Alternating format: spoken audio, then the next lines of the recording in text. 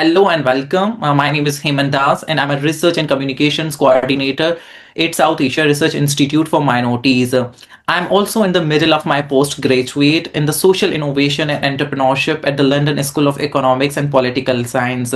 I'm all about turning ideas into impact. The best part of working with SARIM is that we track human right violations against minority communities across South Asia. We build database, we write reports, we take the stories that are powerful, people want buried, and we put them on a record. I'm super excited about today's topic. Coming from a Hindu minority community itself in Pakistan and living in London, I feel like topics like these are timely and super important to understand the role of Dalit NRIs in advocating social justice and equality.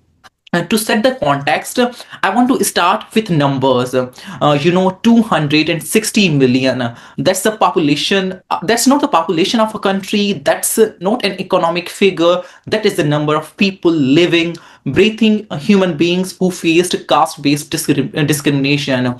Today, right now, as I speak to you, 250 million people said that they are less than human because of who they were born to. Now, here is what makes this conversation different. We are not just talking about the villages in South Asia. We are talking about the Silicon Valley. We are talking about the London. We are talking about the Toronto, and yes, the hallways of some of the world's most prestigious universities. Caste did not just stay behind. It got on the plane. It crossed the borders, and it followed million into the diaspora. So the question that remains: what do we do about it? That's exactly what we are here to discuss today. And what may not surprise you is that in the United States alone, 67% of Dalits reporting discrimination at the workplace. 67%. I mean, that's two out of three people.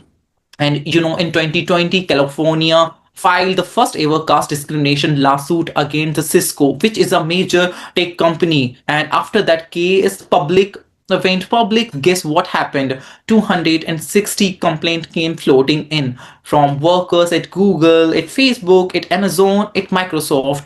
That is not just a South Asia problem anymore. This is a global civil rights issue. And the people leading this fight are many of them are in the diaspora, NRIs, people who left home but refused to leave the fight behind.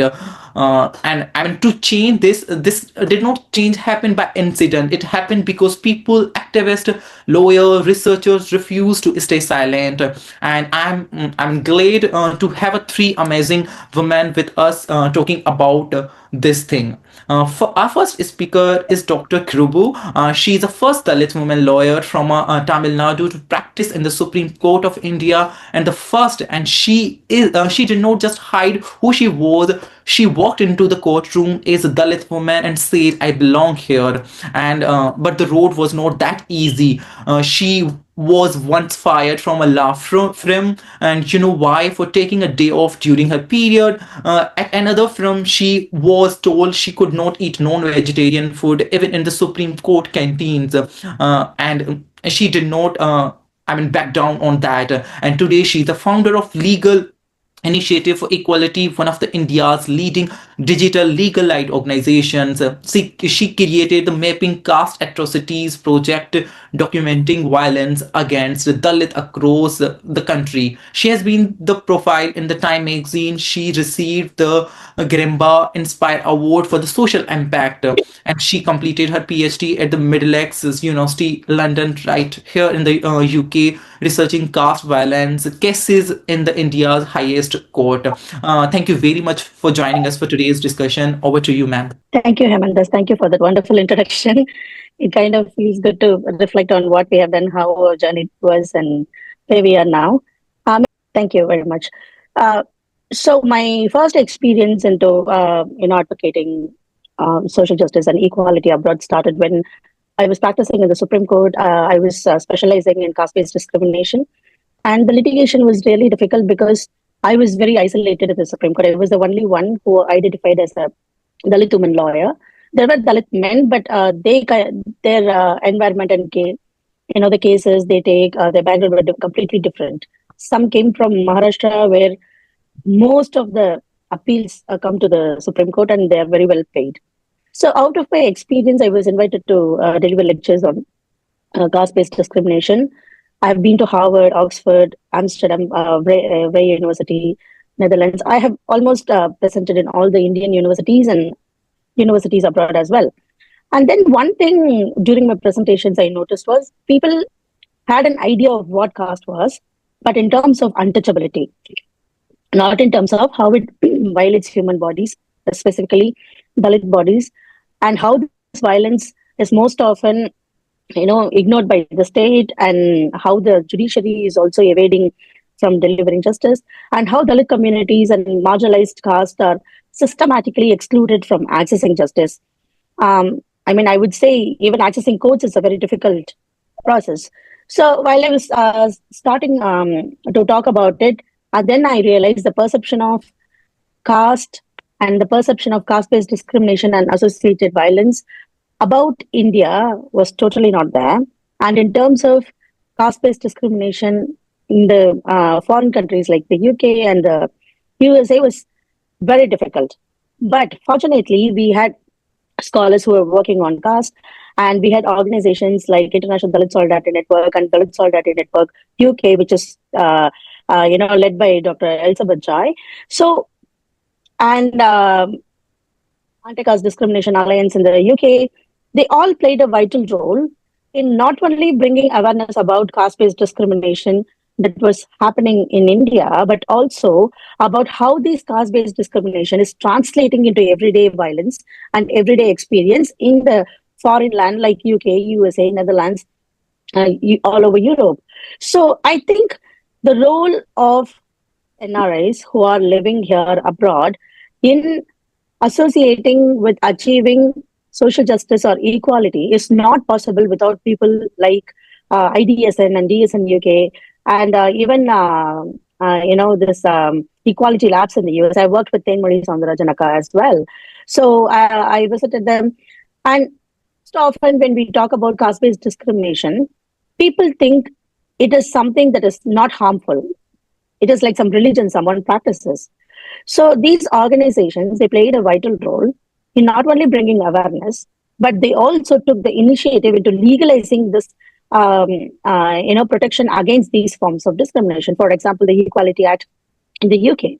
That was a huge initiative, the significant initiative as well, because until the initiative to bring caste under the purview of the Equality Act in the UK, there was discussion about how caste as a is even discriminatory.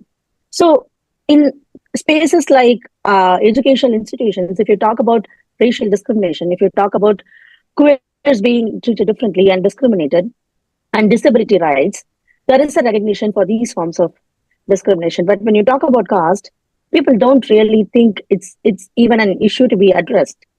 And for example, I did my PhD at Middlesex University, London, which is filled by almost 90% from South Asian students. So when 90% of students are from South Asia and they interact with each other, there are occasions where they experience discrimination and they experience oppression from their fellow students who are coming from different castes, who are coming from different religion, and who are coming from different socio-economic backgrounds as well. So on one hand, while the international organizations and DS in UK and Equality Labs were working on bringing caste under the purview of equality rights, both in the US and UK, the Dalit NRIs, especially the students in UK universities, have taken initiative because of which caste is now under discussion in the university and educational spaces as well. For example, now LSE has recognized caste as a factor under student policy for discrimination, and so as the discussion has been going on, and I am taking initiative to bring caste into the student policy against discrimination, university policy against discrimination here at Middlesex. And I see many Ambedkarite societies, which is in SOAS, which is in Oxford, and there is Ambedkar Reading Circle in Brighton. All these Ambedkarite anti-caste student organizations are led by NRI students who are not necessarily from oppressed backgrounds, but who are against caste-based discrimination. So it is a very significant step where people who caste-based discrimination and have first-hand experience talking about caste in India, and every time there is a violence back in India or Pakistan or Nepal, the discussions are translated into a global discourse on caste discrimination here in Europe, in even in Africa, because I've met a couple of students from Trinidad who actively discuss caste-based discrimination here, and they are not even from an oppressed community. So, one, we contribute to the legalization of protection against caste-based discrimination in foreign land, and two, since most of the oppressed caste students come to higher educational institutions in Europe and in US, they contribute to bringing social justice and equality a common language within higher educational spaces. So while these two things are parallelly happening, there is another third thing which all of us contribute together, which is the international human rights legal framework. We all know that after the Durban conference, caste was recognized as a form of racial discrimination, but that is not the end. The recognition happened there. India is not even reporting to the committee, concerned treaty body, and India is not even responding to any of the claims that's been put forward in terms of caste-based discrimination and violence. And Indian state is not willing to do anything to address or remedy caste-based discrimination. In these circumstances, the people who are from oppressed caste from India and who have moved to foreign countries for their education, for their employment, they continue to engage with human rights organizations that work on caste-based discrimination. At the same time, they also work on their own to bring more awareness about these issues in the global discourse, which will have impact in the UN in terms of international human rights framework. For example, very recently, I was in the UN for a week for this Business and Human Rights Forum and Minorities Forum, and it's a very little was discussed in based of caste. And that little was also possible because of this international organization, where most of them work about caste-based discrimination, not only in the UK, but on the global scale. So I think the Dalits' contribution in achieving social justice and equality is now divided into two. One, national level activism, national level advocacy, and then international level advocacy. And in this international level advocacy, I'm able to see it's very obvious that it has gone to a length where now most of the member of parliaments here, most of the mayors, council members, most of the universities, they know what caste-based discrimination is. So we have established that in the first level. So now in the second level, the contribution continues in terms of bringing legal protection towards it. So I noticed that you mentioned about Cisco case, but long ago, even before Cisco, there was an employment tribunal case in the UK against caste-based discrimination in a workplace. Unfortunately, that case was not picked up by media. That case was not discussed anywhere. And here, if you talk to lawyers, they have people who go to them and they discuss about caste-based discrimination in workspaces regularly, consistently. And I myself faced a very bad experience in my university. There was a Brahmin girl in the researcher's office. And every time she used to talk to me, she would point out that I've come on a Government of India scholarship, National Overseas Scholarship, and I'm privileged. And she's a poor person. And she used to portray as though I come from a very, luxurious, rich family, and as though she was the only student who worked part-time and paid a tuition fee. So now, National Overseas Scholarship has become a tool of oppression for students who wants to study abroad. And then most of the students who want to study caste, they don't get scholarships, university scholarships or other scholarships. So they are mostly dependent on the National Overseas Scholarship by the Government of India, the Ministry of Social Justice. But the struggles we go through with the scholarship, in fact, I was under surveillance for 5 years. I was not allowed to participate in any of the events. I was everywhere during Hathras gang rape in 2020. Until August 2020, I was very active. But the minute I came to the UK at the end of August, the Indian embassy and the government of India, they silenced me and I disappeared for 5 years. No one knows what happened to me. And now that I've finished my PhD, I complied with all the scholarship rules and now I am out. So these forms of caste-based oppression or the differential treatment for Dalit students does not only happen on Indian soil, but by the Indian embassy on a foreign soil as well. And I know people who have faced threats by the Indian embassies all over Europe for participating in protest against caste-based violence or against any criminal offense or minority rights in front of Indian embassy. Where would you go fight the Indian government when you're on a foreign soil? You go to the Indian embassy, you gather in front of the Indian embassy, you protest. And protesting is a democratic right. It's a constitutional right for everyone. They protest. But I have known Indian students in the UK and Europe having received calls from Indian embassy with threats that they would be reported to Home Office that they are engaging in terrorist activities and antisocial activities. So, by fighting against these threats, by still persevering against all these odds, most of us contribute by withstanding this oppression and by surviving as Dalits in a foreign country in itself is a contribution to social justice and equality. Because if we don't come here, if we don't discuss about caste-based violence, what's happening back home and the degree of it, people living here would not acknowledge the everyday form of caste-based discrimination the DS in UK and IDS in UK are trying to make them understand. So I think it's kind of a collaborative work between people who have made this their home, made foreign countries their home, and then people who have come here for educational purposes, employment purposes. But at the outset, all these contributions are very significant efforts against caste-based discrimination and violence, both back home and here.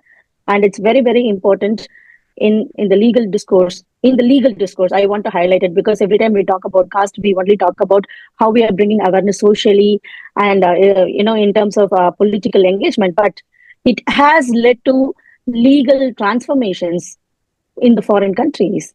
So that is one of the most important contributions of Dalit NRIs here and the organizations here. Thank you very much.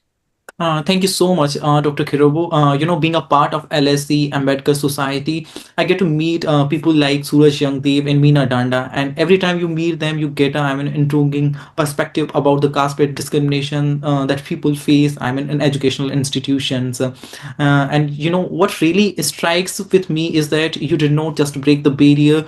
You document the system that create those barriers in the first place, which is, honestly, a powerful.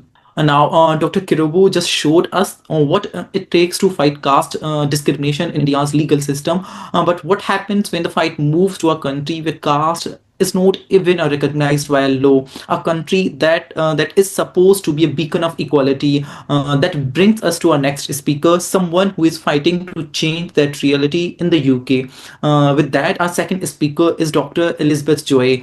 She is the director of Dalit Solidarity Network in the United Kingdom, one of the oldest and most respected organization working to eliminate caste discrimination not just in South Asia but right here in the Britain. Dr. Joy holds a PhD from King's College London, where she taught social ethics and applied ethics.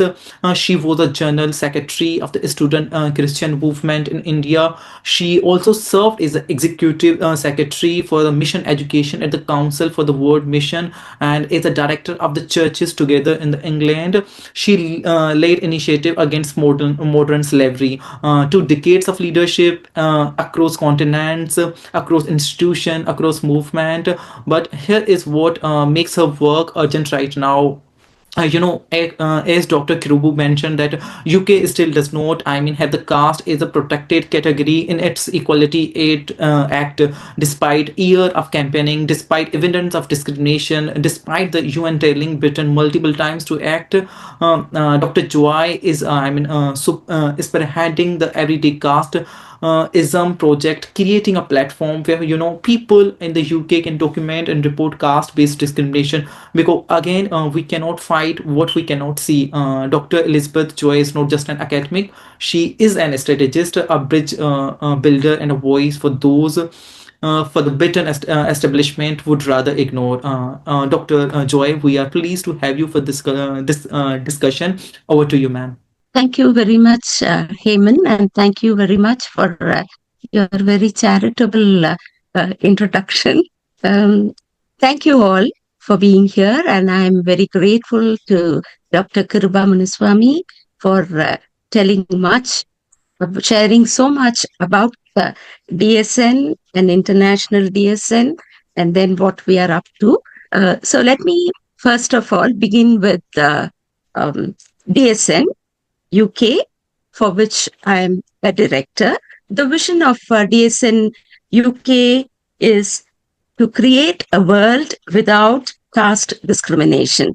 And then our vision, or while our vision is creating a world, our mission is to promote elimination of discrimination based on caste and analogous systems of oppression.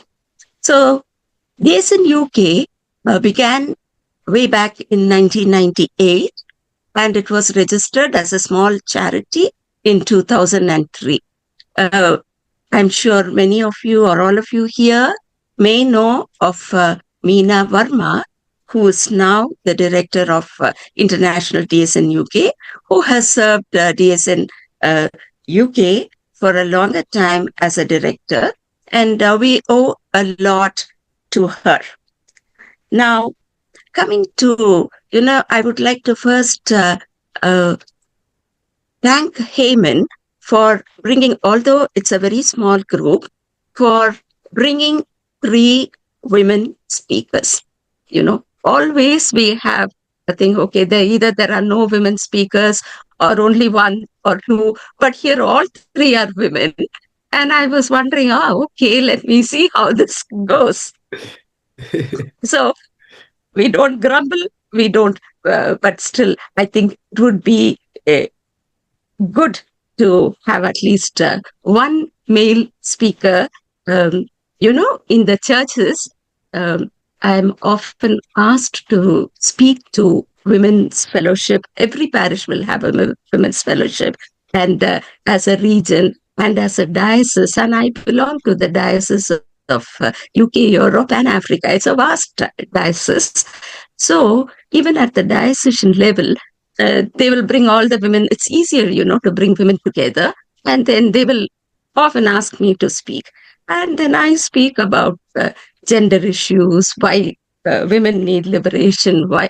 And then many times the women will say, see, we affirm all this, we understand all this, we believe in all this. Can you talk to our men, please? Can you bring the men folk together and talk to them? Because we want them to understand. So in the same way, there is a need, while the women should not be suppressed, there is a need that we work together as women and men. And see, when we look at the caste structure, I'm sure all of you would have read about it, and I'm sure Kiruba will stand by it. We say the caste structure, the entire burden of the caste pyramid is on Dalit women. And then when we talk about the oppression that the Dalit women face, we say that they are alienated 4 times or discriminated 4 times, over against all other men from anywhere, because they are discriminated on the basis of their caste, on the basis of their class, on the basis of their religion, and on the basis of their gender. So Dalit women bear the brunt of the caste burden. I was nearly in tears when Kiruba mentioned that being a lawyer at the Supreme Court of India and being the first Dalit woman there, what are the things that she had to face? total exclusion. Total exclusion. The question of identity and freedom. So we speak about education as a tool that will liberate us. It may be a tool, but we ourselves, I think, become tools, and we are sharpened through the experiences. So it is not easy to be a path breaker, and that also in the legal realm. And I'm so proud of Dr. Kiruba Munusamy, and I'm sure, what she has expressed about the NRIs, the role of NRIs and what they are doing. Yes, you look at these in UK, and then you look at the Ambedkarite institutions or the forums, we see. For me, I also see, while caste-based discrimination, I think we as NRIs, especially in relation to Dalit liberation, we will have to put at least a very thin line between caste-based discrimination as a whole and caste-based discrimination that Dalits face.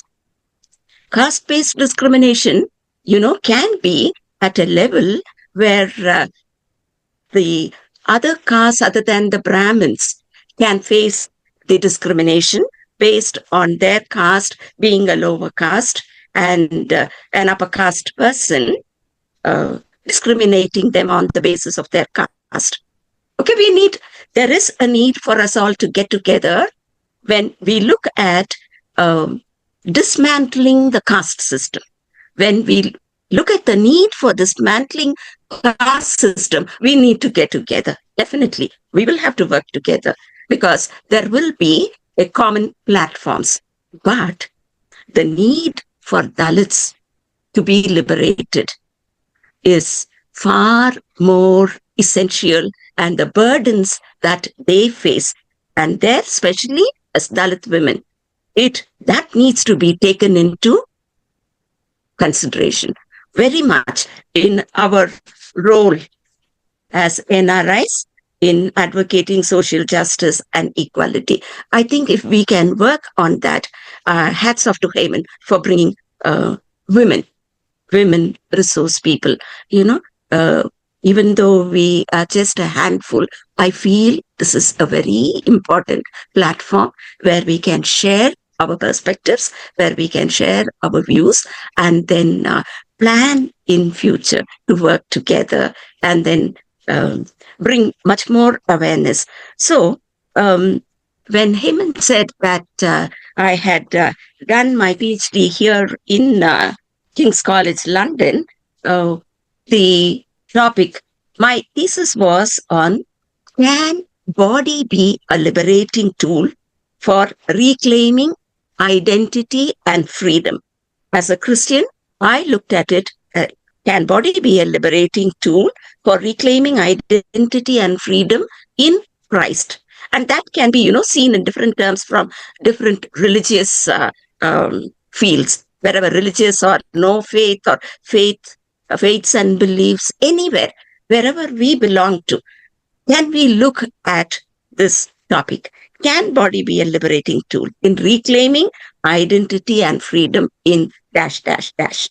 And for me, I looked at it as an examination and with special reference to Dalit theology. Once again, Dalit theology, the Dalit Christian theology.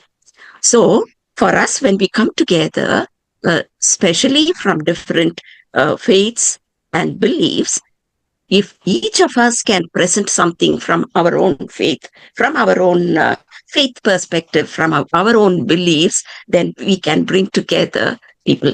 So this was a very path-breaking research work, and it was a very difficult one. And I believe it will be difficult in every religion, because we all know what religion does to people, especially to women.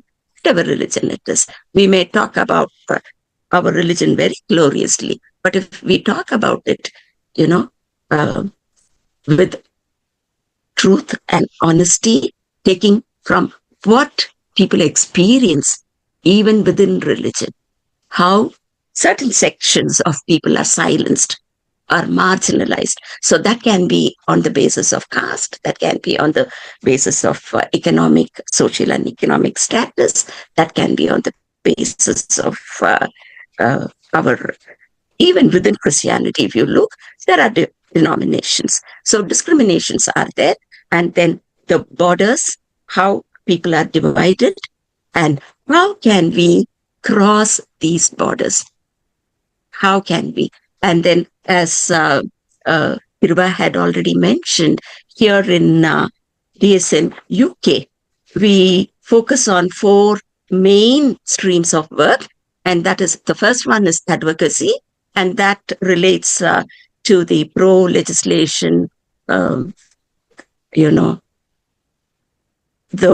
way we bring the stakeholders together and try to include caste as a special category within the Equality Law UK 2010.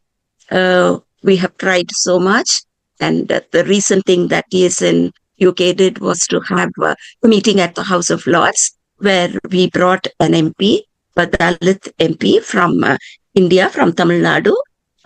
He is once again the MP who boldly says that he's a Dalit person, and he is discriminated for that a lot. But then he represents in the government of India as an MP from Tamil Nadu. So he came here, he spoke, and, many of the ministers and even some of the lords have come forward to say, no, we will be with you. There are quite a few ministers now raising their voices in the Houses of Parliament to see that Dalit, the caste is included and justice is given. And that is done not just by DSN UK alone, but we do it together along with the other stakeholders. But then DSN UK definitely gives a lead. And then the second one is we look at business and human rights. We think that, at least for me, while I was in India, business meant Tata, Birla, or hi-fi businesses, not what the very poor people did. And trade unions were very bad words. If somebody says, oh, that factory has trade unions, it was as if something bad had been brought in. Until we cross borders, when we are beyond borders, and especially with my association through DSN UK with the ethical trading initiative, a lot, my eyes were opened. Even now, see, there is no end to learning. And the more we learn, the more we can give back. So, caste in the global supply chain, we look at that, and then horrible things come out there. And the third thing is we look at casting out caste in higher educational institutions, that is seeing or helping or promoting DEI charter or DEI charter. I look at it in different ways, if we put diversity, inclusion, and equality, it becomes, yes, we look at it as a die. You have to, and day, diversity, equality, and inclusion is, day is God. In Greek, day, in Latin, day is God. So how can we make it really more applicable, more suitable? So we look at that, whether they can include DEI in their university charter, and through that we can ask the government, put more pressure on the government to change the Equality Law UK 2010. And finally, we also have this everyday casteism campaign, data collection, which is very, very, very difficult. And I would like to place, a request here, if you all can help us to help people to go into our website and register their voices, how they have been discriminated, because the government is asking for an evidence base, and that would help us. Those are the four main streams that DSN UK is working with, and probably I will stop here and then get back. Thank you very much. Thank you all for listening, and I look forward to taking your questions, if any, if there is time. Thank you, Heman.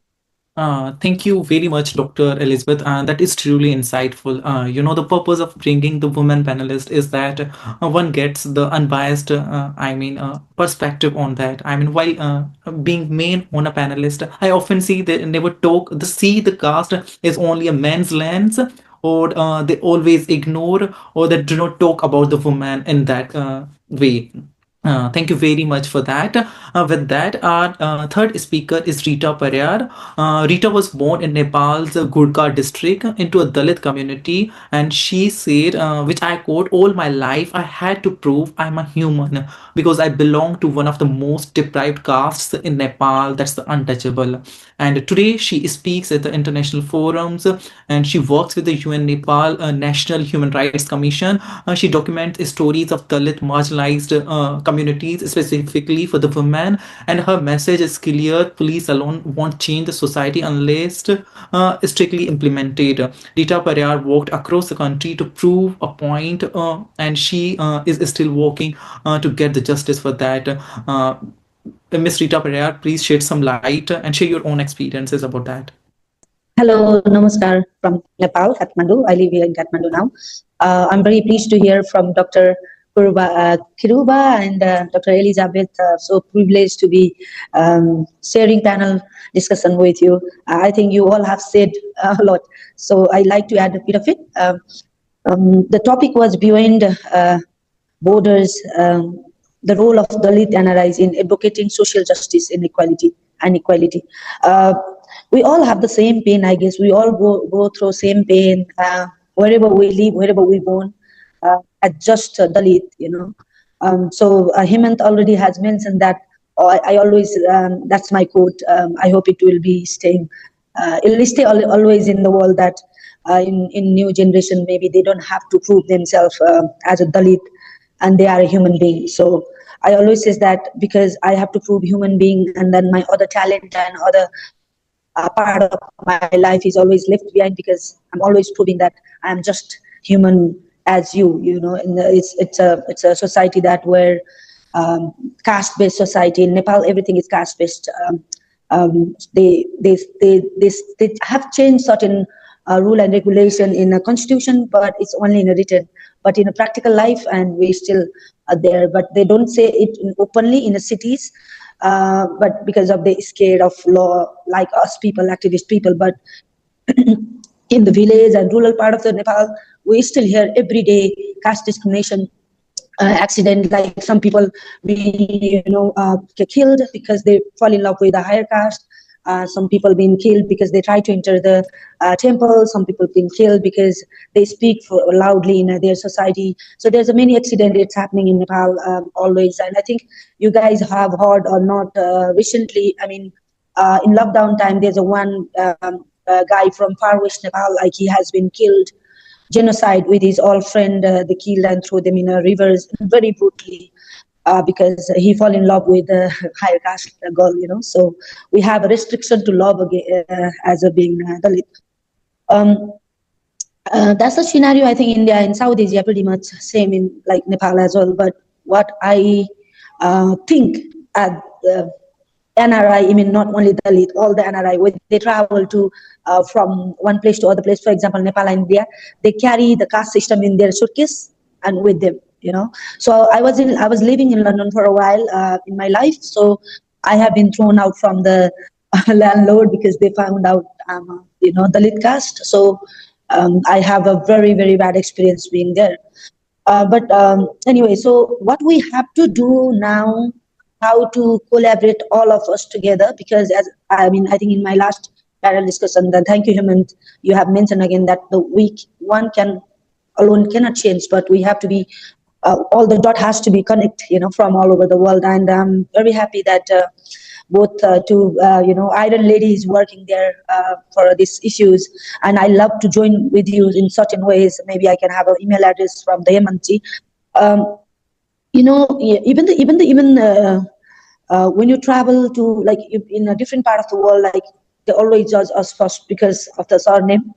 And the network which we have, like they want to have one network with their own caste people, not with us, unless they want to have a connect with us, because if we have something to offer them. For example, maybe they will ask you, Dr. Elizabeth, because she's a scholar, so maybe she wants to have a certain knowledge from them, So they ask me because I have if they need me to include as the inclusion, token of that. So they need me, but they don't to speak for something. So they want to show it. Okay, I will include everybody, but in the name of inclusion. But honestly, in their core team, in the core network, they really don't want us. They want to. I don't think many people want us as a neighbor too, because I felt I live in Kathmandu, and I wrote the articles about that. So even the elites and the so-called higher caste, they don't want even us to have a neighbor as well. Forget about the keeping them in the same network. So what I feel is that now, we always have the same problem. I mean, I think we've been talking this problem years and years. I mean, Ambedkar, Pariyars, and many others, our ancestors, and, but they have done so many struggles. I think because of that, we are able to talk to right now this openly. So I highly appreciate and then admire all the effort. But hereafter, what we have to do to make our connection strong, and then advocacy about the caste-based discrimination all over the world. I mean, recently in indoors area, and I hope you guys they have insight so much caste-based discrimination, because I read some Pariyar's this PhD paper, and there's in a society, even I was there, so I felt myself as well. So I mean, someday we can bring that topic to in a constitution, in the parliament as well. I mean, I think Dr. Elizabeth, I think she already may have tried. I'd like to believe that. But let's talk about the way forward. So I think we have to do is the building sustained global Dalit networks. And on the top of that, before like Dr. Elizabeth, even Dr. Kiruba has mentioned, because we are while we make a global connection, the women are always left. We are not in a both side. We are not in a man side. I mean, Dalit men's and then women's. We are in between. So men's always take initiation. But I mean, today is incredible. We 3 women are here. But mostly we never get a space at the same time. Even here in Nepal, even I always feel that because of my own people try to block us to the further our road. So we have to build sustained global Dalit networks and institutionalize caste recognition worldwide. Whatever whoever has a organization, maybe network, loose forum. I think we have to connect worldwide these things. So we have to maybe have a dialogue, and then combine our own ideas and collect, and then maybe come to the conclusion that which way we can hit the rock. Maybe we can do. And then political education and Dalit youth abroad. We have to teach our youth. So now we have to pass our knowledge to the youth, because so many people are now they tired of the word called Dalit, and they have no idea that the Dalit words comes from a lot of struggles. That's not something very discrimination words. That's a very powerful words. We have to make them understand, and we're not gonna carry these words years and years. We have to end up that words. That's why we are fighting for it. So we want to end that word. So when everybody comes in the same pace, so then we don't want to carry that. So, but we have to make them politically understand the youth that's not very feeling same word. It's a proud word that our our ancestors, our leaders, and Ambedkars and many others had fought for to have that word. So we are very lack of that. I think our very youth in Nepal, and then they don't want to hear that word. So we don't want that words. Because of that, we feel more discriminated. So I think we have to make them understand that this is very powerful words to feel proud. Then it's we can imagine, that John Lennon song that imagine there's even, so it's kind of thing like we have to imagine the casteless world someday, so someday we'll be like just to talk about each other lives, each other problem, rather than we have to just to justify and prove ourselves we are human, So I think if we do a couple of things and connect with each other all over the world, then maybe the I can see the light end of the tunnel. So thank you so much for having me, and then it's really a privilege to share the platform with you, both of doctors. Thank you so much. Namaste. Thank you very much, Ms. Rita, for sharing your perspective, which brings us to end of our discussion. So we have the Supreme Court lawyer who, broke the barriers in India's highest court. We have a policy leader pushing for historical legal change in the United Kingdom, and we have an activist who walked over 1,000 kilometers to fight untouchability. We have, all of you, academics, activists, diaspora member, change maker, joining us from around the world. Thank you very much for joining for this powerful and insightful conversation. I believe this is what solidarity looks like across borders, communities, and generations. I also believe that this fight continues, and today we look another step forward together. And lastly, Dr. Kiruba and Dr. Elizabeth, I look forward meeting you in person, and I really want to discuss my dissertation with you guys. So really looking forward meeting you, and thank you very much Heman, joining for this. Heman, before we Prezi, close, do you think you need to ask participants if they want to ask anyone a question or share anything? Okay. We have a couple of audience. Would you like to? Do you have any question from our panelist?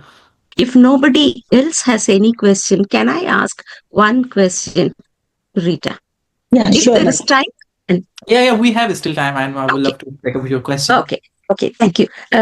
Rita, thank you so much for your presentation. I deeply appreciate it and very deeply appreciate what you are doing. I just want to know whether the word Pariyar has any meaning in Nepali language, and if so, if you can just let me know about that, Okay, please. yeah, ma'am. Right now, I don't know, but I will. Can I email you, because I never thought of, because Yes, even the sure. within the Dalit we have so many castes, ma'am. Okay. So within that we are the one Pariyar. So I try to connect with the Indian Pariyar. Maybe we have some connection there. So I'm still on the research of that. I will definitely let you know, ma'am. Yeah. So That's exactly. I forgot to even mention before. I have walked all through Nepal, within 3 months, to find out.